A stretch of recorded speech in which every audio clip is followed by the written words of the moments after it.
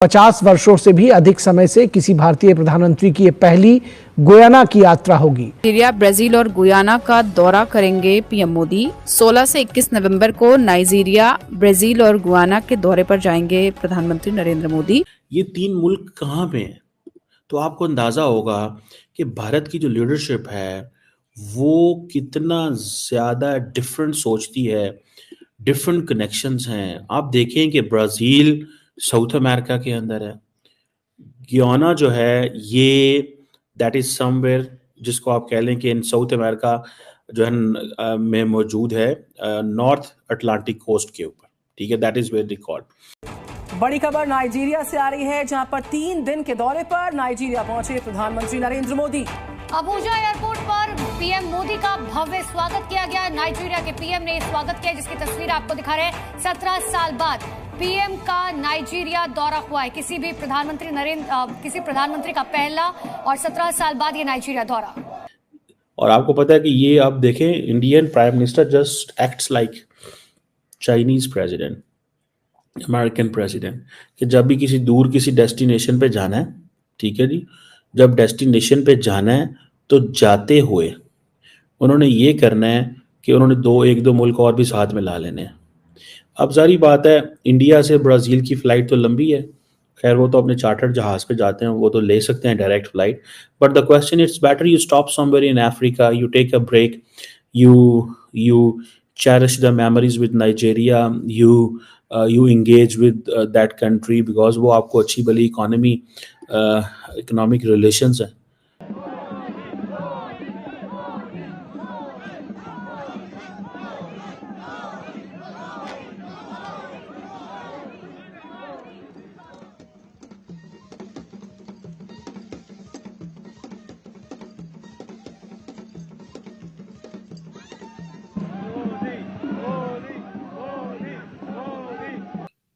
आप पस्तियों की नई से नई हदों को टच कर रहे हैं, वो बुलंदियों की नई से नई हदों को टच कर रहे हैं।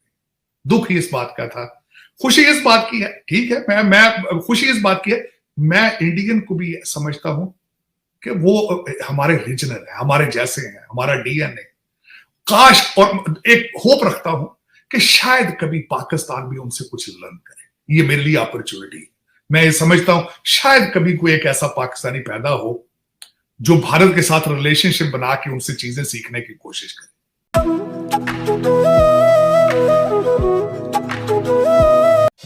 जय हिंद दोस्तों, आपको तो पता ही होना चाहिए कि प्रधानमंत्री नरेंद्र मोदी जी का दौरा इस समय चल रहा है।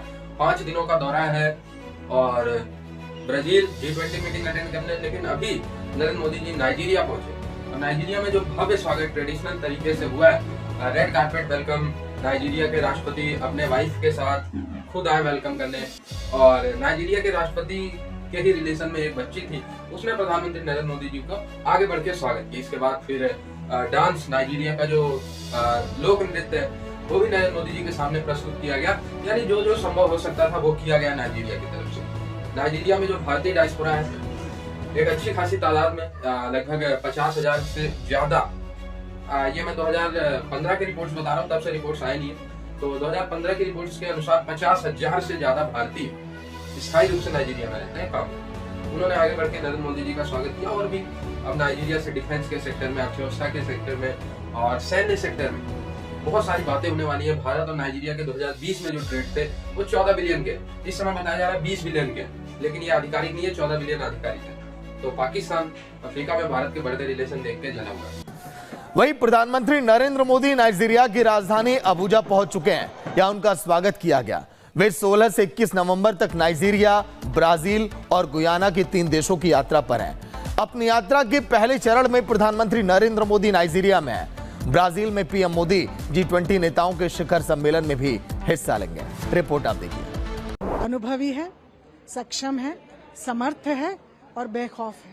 ये अद्भुत अनुभव है। हम लोग इस दिन का कब से इंतजार कर रहे थे। वो देश के प्रधानमंत्री है और वो विश्व गुरु भी है आज के दिन पे। माननीय प्रधानमंत्री जी के दौरे से इसे एक बहुत ही जबरदस्त नई ऊंचाइयों पे संबंध को जाने की संभावना है। मोदी जी से मिलके हम तो जैसे बिल्कुल धन्य हो गए। हम लोग बहुत दिनों से वेट कर रहे थे मोदी जी का। और आपको पता है कि ये आप देखें, Indian prime minister just acts like Chinese president, American president, कि जब भी किसी डेस्टिनेशन पे जाना है, ठीक है जी, जब डेस्टिनेशन पे जाना है तो जाते हुए उन्होंने ये करना है कि उन्होंने एक दो मुल्क और भी साथ में ला लेने हैं।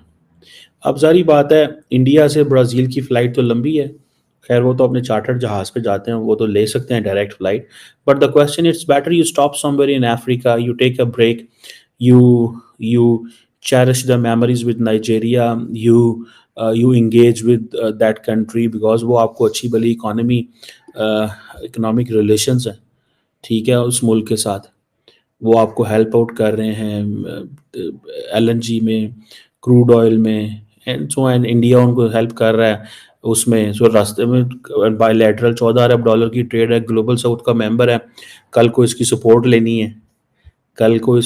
लेनी है, इस मुल्क की, तो वो उनके लिए अब this is what the Chinese president का भी ये तरीका है।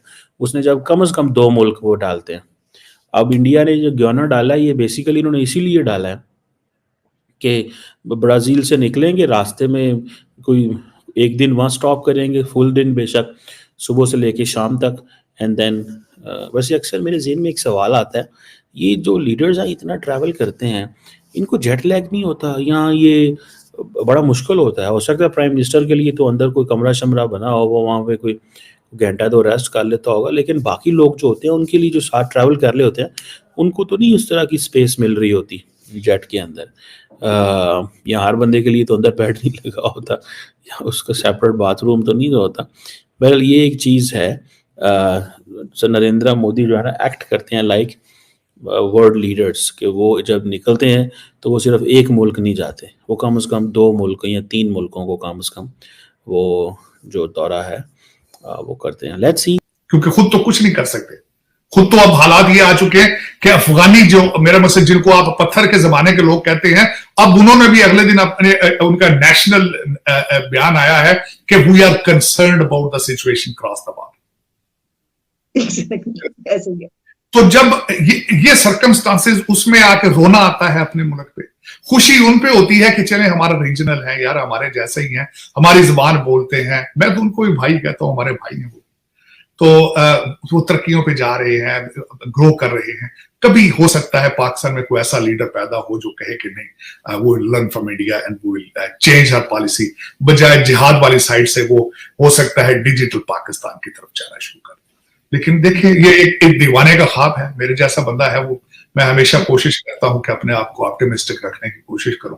हालांकि जो गुंजाइश आपने कर दी है, जिस तरीके से आपने अगले दिन किया है कि आपकी एक आला अदालत के अंदर एक मुल्जम इसलिए कह रहा हूं कि अभी इल्जाम है, प्रूव नहीं हुआ, जब उसके लिए फरमाइश की गई है कि मर्सिडीज गाड़ी लाई जाए और जजों के गेट से आ जाए, और उनको देखते ही उनकी खुशी की इंतहा नहीं रही, और उन्होंने सिर्फ आगे होके गले नहीं लगाया, होता है वो भी शायद लगा लेते, और फिर उन्होंने उनके रिहायशगाह का बंदोबस्त किया, उन्होंने कहा कि खाने का बंदोबस्त किया जाए, 10 लोग आके वहां पे मिले, उनकी दिलजोई की जाए, और मेरे ख्याल में तो मैं आई वाज शॉक्ड। मैं वो इंसान हूं जो एक वकील का लड़का हूं, एक वकील का भाई हूं, खुद वकील हूं, एक वकील का बाप हूं।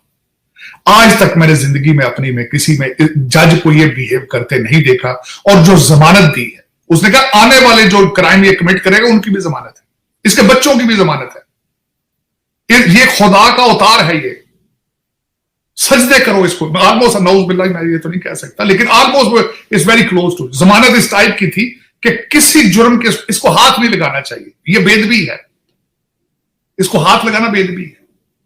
आज तक मैंने जिंदगी में किसी जुडिशियल प्रोसीडिंग, कोई किसी में मैंने इस तरह की बिहेवियर नहीं देखा। और जिस तरह जब ये मुल्क इस तरह जब कंट्री ये करते हैं, तो फिर क्या होता है?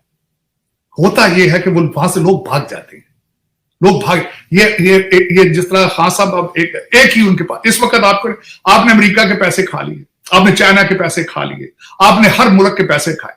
एक वाहिद कंट्री है मेरा ख्याल दुनिया में जो सिर्फ कर्जों पे चल रहा है, एड्स पे चल रहा है, अपनी कोई प्रोडक्ट नहीं है। अब उनके सारे जब हर चीज खत्म हो गई है, तो इस वक्त आपका बिजनेस प्लान क्या है कि ओवरसीज पाकिस्तानीज आएंगे,